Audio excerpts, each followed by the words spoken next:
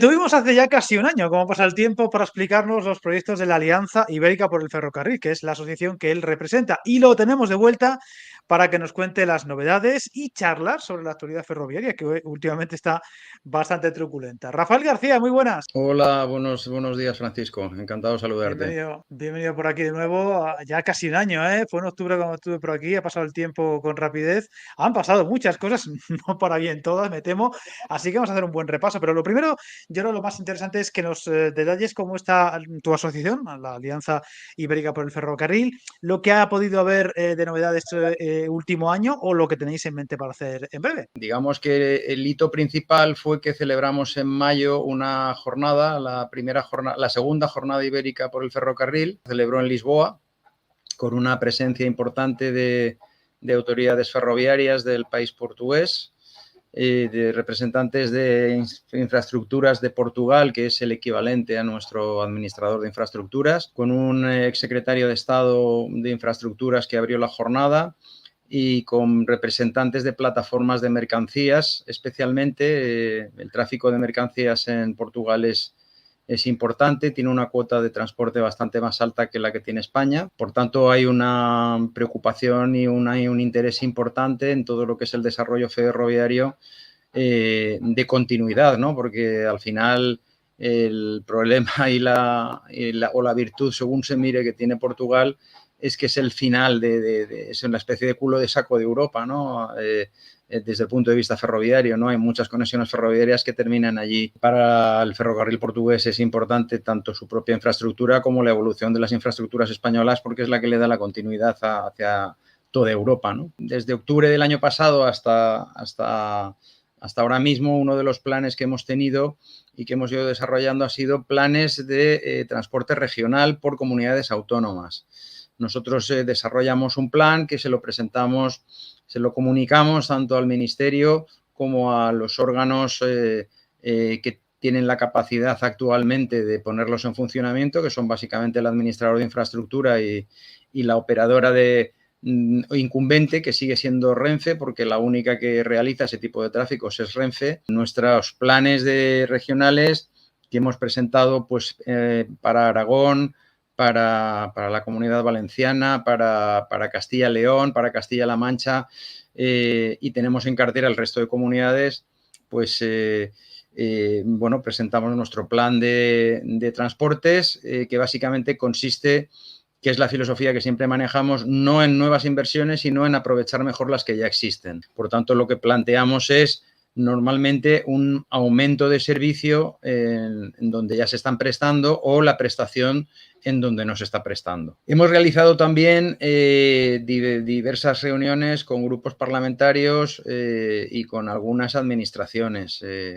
Las hemos tenido con administraciones autonómicas de Cataluña, de Castilla-La Mancha, de Aragón. Además de eso, que es una actividad más propiamente institucional, hemos iniciado una campaña que para nosotros es muy importante, aunque desgraciadamente no hemos tenido todo el retorno que nos hubiera gustado. Es una campaña que acaba de empezar, como bien dice, y le tendremos que dar recorrido, porque es una propuesta donde pretendemos que el próximo Mundial de Fútbol, en el año 2030, que es un Mundial de Fútbol peculiar, repartido entre España, Portugal y Marruecos, bien, en ese contexto nosotros hemos planteado la posibilidad de que la alta velocidad sea el sistema mayoritario de transporte para ese evento.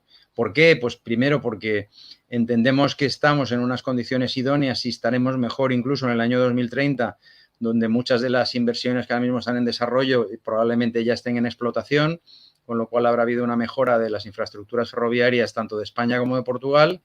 Marruecos es un país que no es habitualmente objeto de la alianza, pero bueno, también conocemos algo del estado de sus infraestructuras ferroviarias y es un país que también está invirtiendo en el ferrocarril, por tanto hay posibilidades y hemos hecho un plan muy ambicioso donde hay incluso las posibilidades, está colgado en nuestra página web para quien quiera verlo, incluso las posibilidades de traslados de la mayoría de las capitales europeas combinando trenes de alta velocidad. Esto ya lo hemos hecho en otras ocasiones y a distintos niveles. Otras organizaciones de las que están en la alianza, como es, por ejemplo, Ecologistas en Acción, se ha dirigido a equipos de fútbol pidiéndoles que, por favor, sus jugadores utilizaran el tren de alta velocidad en aquellas distancias cortas. Tenemos unas propuestas que ya se han desarrollado también en Francia de intentar cambiar los vuelos cortos por las distancias cortas en los vuelos domésticos por transporte ferroviario, que es mucho menos contaminante, como sabemos, pero hay muchas posibilidades de moverse a ver partidos del Mundial de Fútbol en tiempos de viaje cortos, en el medio menos contaminante que es el tren.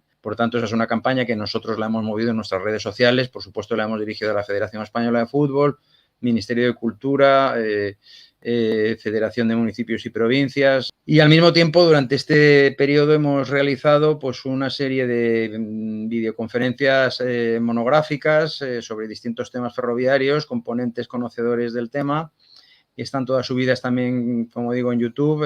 A través de nuestra página web se tiene acceso a ellas. Básicamente las cuestiones que son prioritarias para nosotros, ¿no? La recuperación de los trenes nocturnos, la mejora de los trenes de regionales, el papel que el ferrocarril juega en la gran movilidad y en la vertebración de los territorios y la descontaminación de los territorios. Y tenemos en cartera todavía unas cuantas a desarrollar en lo que queda del año 2024, la combinación ferrocarril con bicicleta, es decir, distintas cuestiones en las que pensamos que el ferrocarril puede tener un papel más protagonista del que tiene y que puede ser beneficioso para toda la sociedad.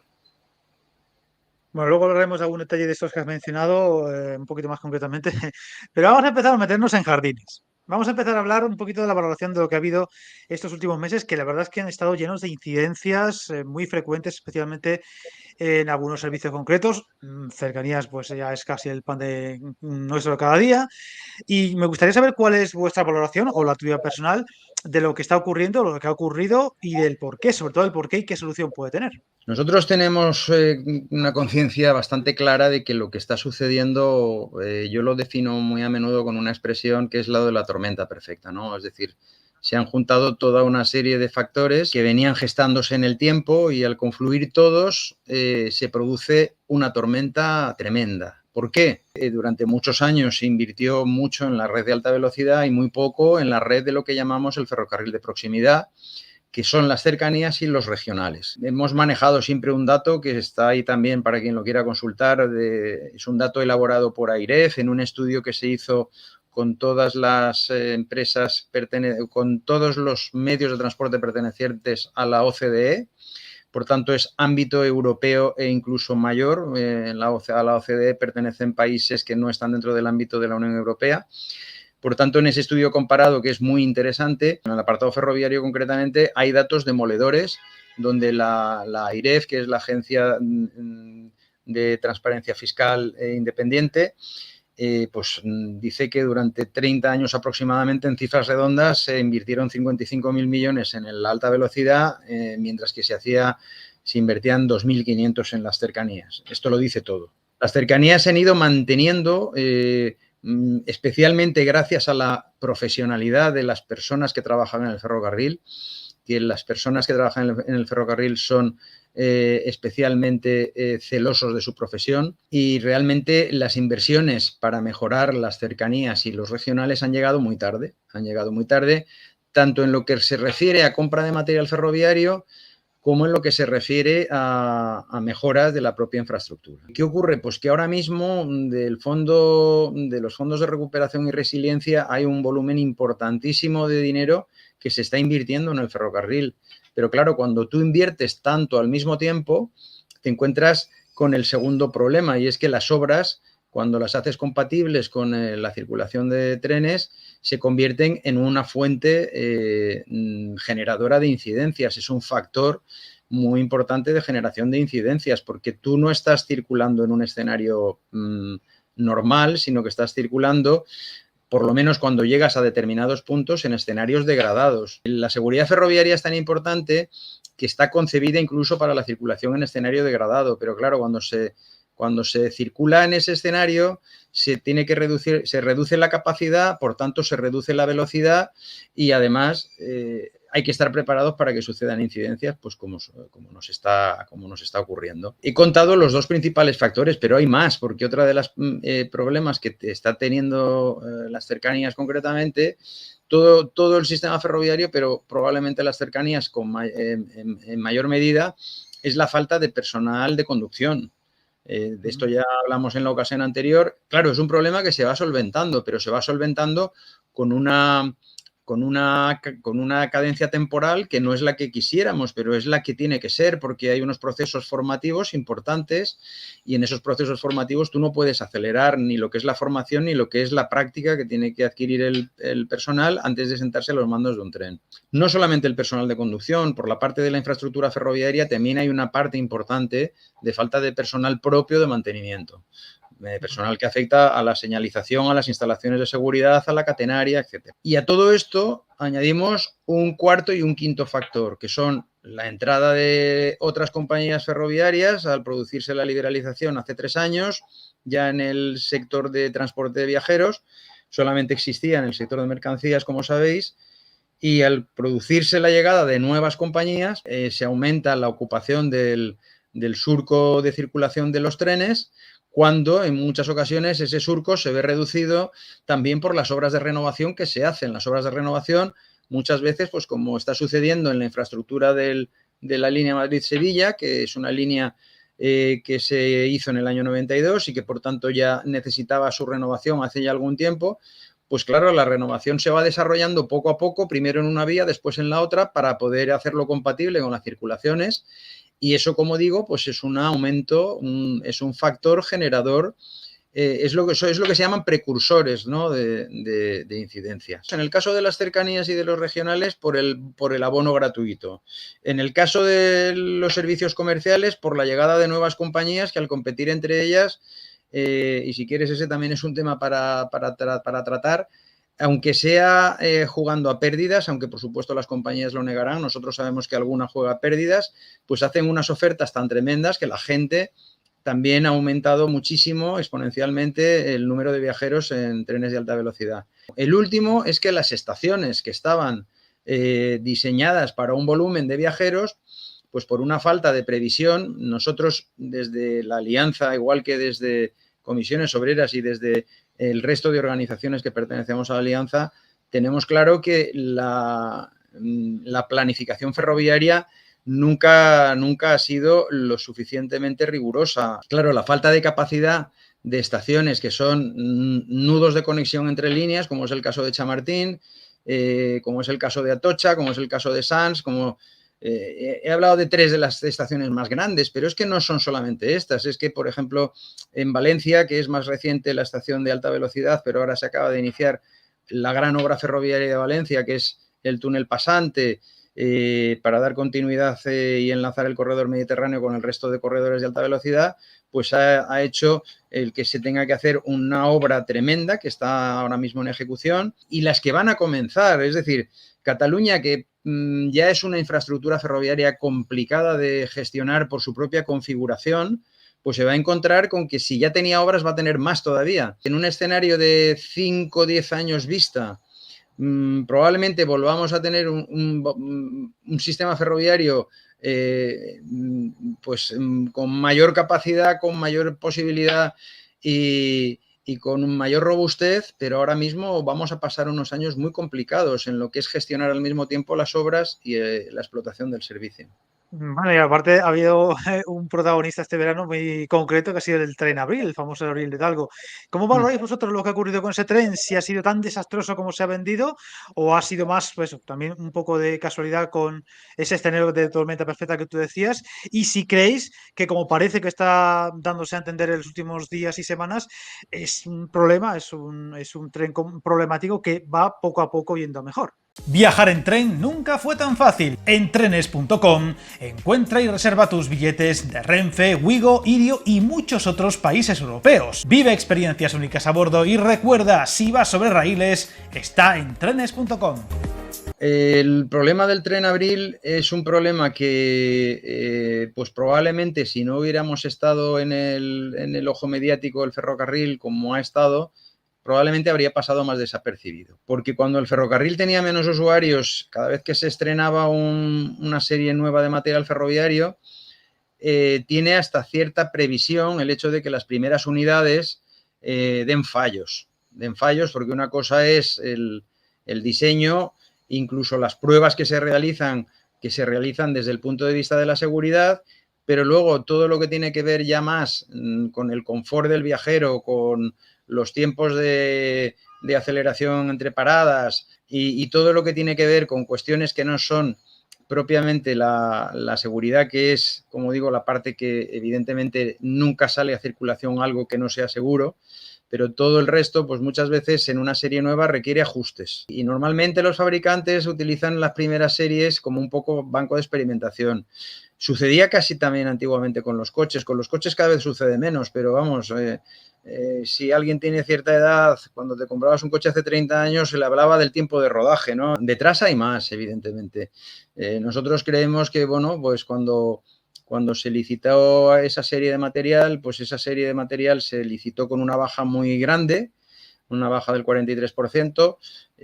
No sabemos si esto tiene algo que ver con la calidad de lo que el fabricante finalmente no le ha entregado a Renfe, ¿no? Es un tren que está siendo muy criticado. Por la parte operadora de Renfe parece que ha tomado una serie de medidas que están dando ciertos frutos.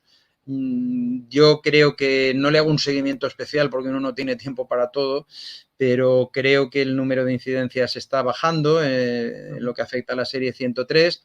Pues queremos confiar en que el banco de experimento que está siendo esta primera entrega sirva para que las siguientes salgan con esos fallos corregidos. Otra cosa es que desde nuestro punto de vista, Renfe en este caso está utilizando una filosofía que consideramos equivocada desde el momento en que uno de los atributos principales que Renfe ha tenido, además lo tiene en su encuesta de calidad percibida por los clientes, y además es algo sabido por todas las compañías ferroviarias, que en competencia con el avión siempre han tenido como atributo principal la movilidad, la comodidad y el espacio, ¿no? En este intento de competir con las operadoras low cost, concretamente en este caso con Wigo, que ha venido a España con trenes de 2 pisos, pues intentó sacar un tren con una mayor capacidad, un tren que, si no me equivoco, tiene capacidad para 570 viajeros. Puede que esa decisión fuera válida para los trenes puramente low cost, que tú sacas como low cost, el producto hablo, pero nos parece absolutamente desafortunado que ese tipo de configuración de trenes, con un tipo de asiento que tiene bastante rigidez, pues que ese tipo de trenes esté haciendo trayectos de alta velocidad, por ejemplo, entre el Mediterráneo y el Cantábrico, ¿no? Pues nos parece bastante desafortunado, la verdad. El ferrocarril tiene que ser consciente de que uno de los valores fundamentales, más que el ferrocarril, las compañías operadoras, que un valor fundamental para los clientes, como decía antes, es la comodidad. Y creemos que eso es un retroceso más que un avance. En cuanto al polémico traspaso de Rodalías y posiblemente el contagio a otras comunidades autónomas, ¿cómo lo valoráis vosotros desde vuestra asociación? Aquí hay un problema fundamental, y es que la política polarizada de los últimos años, cosas que no deberían de ser noticia, las convierte no solamente en noticia, sino que incluso las convierte en polémica, ¿no? La transferencia de las Rodalíes desde el punto de vista de lo que es el servicio ferroviario, si se hace adecuadamente, puesto que ya tiene un marco legal que lo permite, no tiene por qué ser un problema. Podría ser un factor de mejora para el cliente si todos los actores afectados se vuelca y es consciente de que el verdadero problema de que un tren funcione bien o mal es la manera en que yo invierta en él y la manera en que yo lo explote. No tiene nada que ver con quién lo haga. Nosotros, y ahora te hablo como un sindicato, desde luego la preocupación de los sindicatos que estamos en la alianza, yo puedo hablar por el mío, pero entiendo que son preocupaciones compartidas por los otros sindicatos que están en la alianza, es que desde el punto de vista laboral se respeten los derechos y las condiciones de los trabajadores, por supuesto, y que los trabajadores a futuro tengan las mismas o mejores condiciones que los que tienen ahora, que no haya un retroceso. Porque, desgraciadamente, y desde el punto de vista sindical, tenemos la experiencia de que cada vez que se se transforma con el marco jurídico que sea, cada vez que una operadora ferroviaria, cada vez que una empresa sufre una transformación, uno de los factores que siempre termina viéndose perjudicado es el factor trabajo. Estamos expectantes a lo que aquí suceda, estamos en las reuniones en los órganos que se han creado para la transferencia y estamos vigilantes de que se respete en todo momento las condiciones de las personas que trabajan en los entes afectados, tanto en el administrador de infraestructuras como en la empresa Renfe. Bueno, volviendo al tema de las conexiones portuguesas y españolas, está en vuestro nombre, en el fondo, Alianza Ibérica por el Ferrocarril. Este año sí que ha habido, desde octubre pasado, sí que ha habido alguna novedad importante, tanto por Galicia como por la Lisboa-Madrid, que es que parece que Portugal, por fin, ha dado el paso definitivo a acelerar las obras entre Madrid y Lisboa, situándolas en 2032-33. Eso también obligará al español a ponerse las pilas en el tramo toledano y parece que el 2030-31 es el de Oporto-Galicia, que es el que parece que prioriza más Portugal. Ha habido un salto cualitativo considerable. ¿Cómo lo valoráis vosotros? ¿Creéis que ha sido ese salto tan positivo como parece o tenéis dudas? ¿No os acaba de convencer? De entrada nos parece bien porque evidentemente desde la parte portuguesa hemos notado un cambio importante. De hecho, en las jornadas ibéricas que hicimos en mayo ahí en Lisboa, se nos explicó con bastante nivel de detalle las distintas fases de la alta velocidad Oporto-Vigo, con ese escenario también de 2030, si no me equivoco. Y la verdad es que, bueno, pues por la parte portuguesa tienen bastantes avanzados, algunas fases las tienen en estudio, pero algunas otras las tienen en obra. Por la parte española, pues también se está en fase de estudio informativo, si no me equivoco. No sé si el estudio informativo ya ha terminado. Digamos que como corredor de alta velocidad, ese es el que vemos con una voluntad mayor, especialmente portuguesa. Es un corredor que evidentemente es mucho más portugués que español. El trozo de Vigo hasta la frontera es muy pequeñito. Respecto de la llegada de la alta velocidad para que algún día haya una conexión completa en alta velocidad en Madrid-Lisboa, bueno, pues eso lo vemos también con otro ritmo. Es verdad que ha habido mejoras, pero bueno, nosotros personalmente creemos que tampoco hay una clara voluntad política en que sea un corredor de alta velocidad, sí que sea un tren de altas prestaciones. Y aquí volvemos a una cuestión que yo creo que en la ocasión anterior ya tuve ocasión de explicar un poco, y es esta concepción rara que tenemos en España de la alta velocidad porque hemos vinculado la alta velocidad a los 300 por hora, ¿no? En ese sentido, la alta velocidad de España, salvo el trozo de Toledo, que es el más problemático todavía, pues prácticamente el resto está para poner en servicio una vez que esté terminado ese trozo que falta, que también por la parte portuguesa se tenga claro la mejora entre Elvas y Évora, que esa obra está en marcha.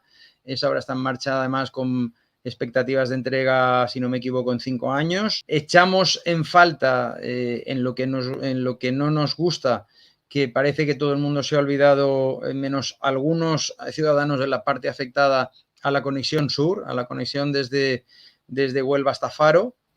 Por lo que hace a la conexión a través de Salamanca, ahí por la parte española hay toda una serie de actuaciones en ejecución, muchas de ellas ya realizadas. Se han cambiado los enclavamientos de una parte, prácticamente todas las estaciones de la parte española, desde Salamanca hasta la frontera. Pues esto va a permitir que en un tiempo no muy lejano esa conexión esté renovada. Nos decía si nos gustaba o nos parecía poco. Hombre, lo que nos parece poco es que al final los ritmos los decide la política, ¿no? El volumen inversor, el colocarlo en un punto o en otro, eso sí que lo decide la política. Entonces, de la misma manera que nos parece que el haber invertido tanto dinero en la alta velocidad mientras invertía menos en el convencional era un desatino, pues a lo mejor aquí, para lo que es hacer unas conexiones fluidas entre ambos países, llegamos tarde también en el volumen inversor. A lo mejor se le tenía que haber dado prioridad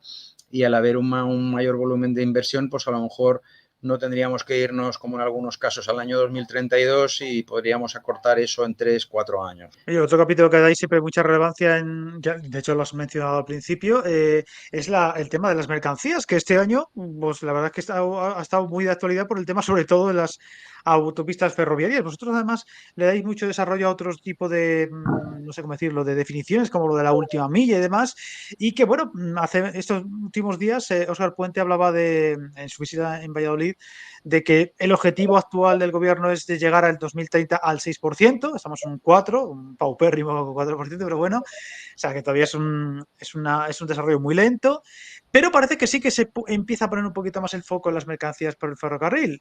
¿Cómo lo veis vosotros esos avances y qué reclamáis o qué pedís al gobierno en cuanto a mejora de este tipo de sistema? Pedimos básicamente lo mismo que pedimos en los demás sitios. Pedimos que la prioridad sea real, ¿no? Es decir, nosotros las cifras están ahí. Las mejoras operativas tienen mucho que ver. Por ejemplo, algo tan sencillo como que existan vías de apartado de 750 metros, pues esto es una inversión que no es especialmente cara, que tampoco es especialmente complicada, pero que llega tarde. Se están ejecutando ahora, cuando esto podía estar perfectamente ejecutado desde el año 92 para acá, que fue cuando comenzó la alta velocidad. Pues fíjate si ha habido años, ¿no? Desde el año 92 para acá. Si cada vez que una línea de alta velocidad se ponía en servicio, la vía convencional que circula casi en paralelo se hubiese estudiado y puesto al día para las mercancías, actualmente tendríamos auténticas casi mercancías de alta velocidad. Cuando se pone en servicio la alta velocidad entre Madrid y Valencia, lo que es el corredor de levante convencional, que es vía doble electrificada, prácticamente en todo su recorrido, pues en la mayoría de los tramos está apta para circular a 200 por hora. Si ahí ya hubiesen existido todos los apartaderos para trenes de 750 metros, pues lógicamente los tiempos de desplazamiento de las mercancías habrían sido por encima de la media, porque las mercancías, no solo en Europa, las mercancías no necesitan una velocidad especialmente alta, lo que necesitan es continuidad y una buena rotación. Probablemente tampoco se haya hecho una buena política comercial. Y bueno, pues mientras todo esto sucedía, la carretera, que España tiene una excelente red de carreteras y tiene muchas empresas de transporte por carretera, pues ellos han ocupado el nicho de mercado que podía haber ocupado el ferrocarril. Aquí nosotros, como Alianza, somos defensores del ferrocarril. Si yo hablo como comisiones obreras, que somos un sindicato de clase, tampoco queremos que nuestra política de favor del ferrocarril perjudique a nadie. Nosotros queremos preservar ante todo el empleo. Pero es que nosotros creemos que se puede hacer todo y se puede hacer todo sin mayor problema. Durante muchos años pensamos que se ha manejado la lógica empresarial de la competencia. Y la realidad es que cuando te ciñes a la lógica de la competencia pierdes la oportunidad de crear sinergias y de crear colaboraciones que son necesarias y que son importantes. Nuestro punto de vista de las mercancías básicamente es que las mercancías requerían una inversión que una vez más llega tarde. Había una parte inversora que no era específicamente cara, pero que tenía que estar planificada y que llega tarde. Por parte del operador principal de España, que es Renfe, aunque en España operan del orden de las 20 compañías privadas desde el año 2006, que ya se produjo la liberalización en mercancías. El principal proveedor de mercancías sigue siendo Renfe, lo cual dice poco en favor de la liberalización, que es algo que nosotros hemos dicho desde el principio, sobre todo porque consideramos que el ferrocarril tiene mucho de monopolio natural en algunos aspectos y sobre todo porque vivimos políticas que en vez de propiciar una verdadera liberalización lo que genera son oligopolios. Entonces, hemos visto que el análisis de las mercancías liberalizadas no es especialmente positivo porque no ha servido para aumentar la cuota de mercado, incluso se ha rebajado desde el año 2006 para acá. Las políticas incentivadoras como el plan de mercancías que sacó el Ministerio de Transportes hace 2 años, pues probablemente los tenían que haber sacado hace 20 años, no hace 2 años. Y se queda corta, desde nuestro punto de vista se queda corta. Tiene una dotación presupuestaria, si no me equivoco, de 500 millones, que evidentemente menos es nada, pero tampoco es un dinero suficiente para que tú hagas un verdadero plan incentivador donde tú seas capaz desde la política de sentarte con todos los sectores afectados para decir, señores, aquí hay presupuesto para todo el mundo.